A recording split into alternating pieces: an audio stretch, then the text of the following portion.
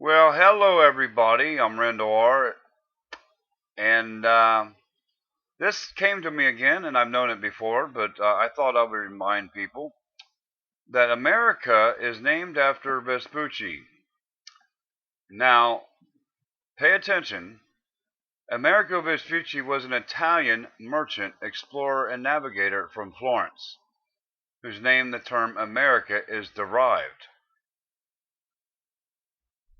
And I often thought nobody names their kid Amerigo though, like Columbus or Christopher, because I realized America is named after a man. So is Washington, D.C., and so is my hometown, Columbus, Ohio. They're named after a man.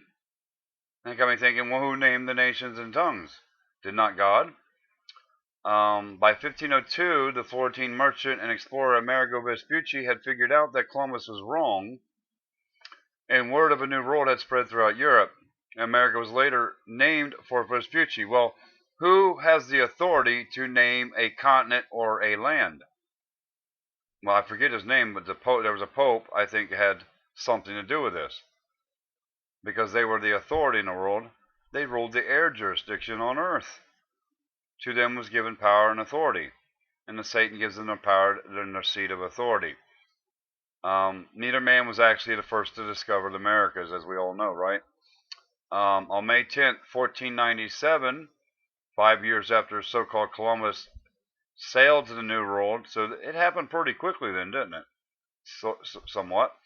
Explorer Amerigo Vespucci embarked on his first voyage, his very first. Wow. On his third and most successful voyage, he discovered present-day Rio de Janeiro and Ilha de la Plata. Believing he had discovered a new continent, he called South America the New World. In 1507, America was named after him.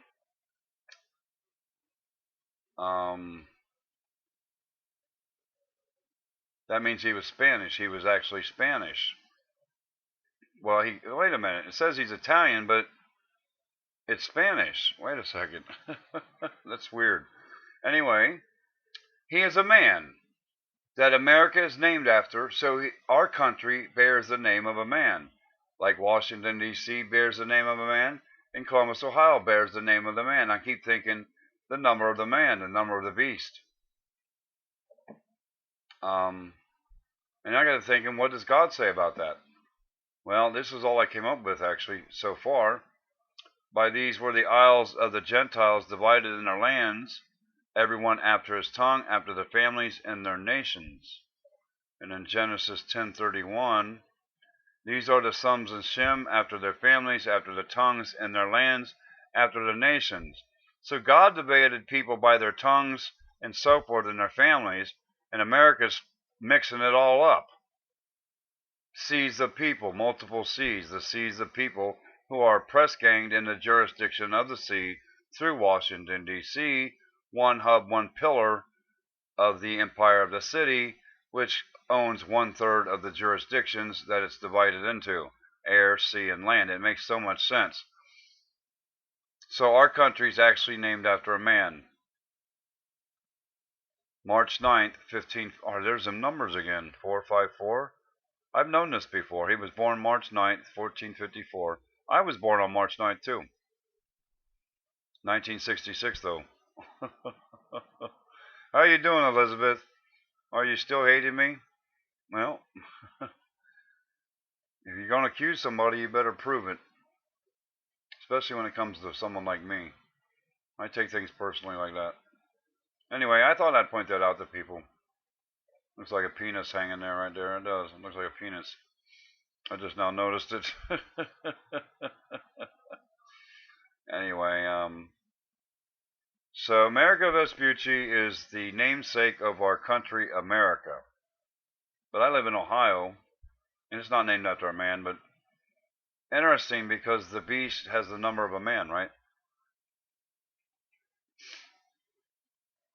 So God didn't name America then. A man did, and it's named after a man. So a man named America after a man, unless God so willed it that it was called America. I can't remember that Pope's name that was Pope back then. Anyway, that's interesting in light of some of the things I've come to realize about the United States of America being the second head of the second beast that rose up out of the land.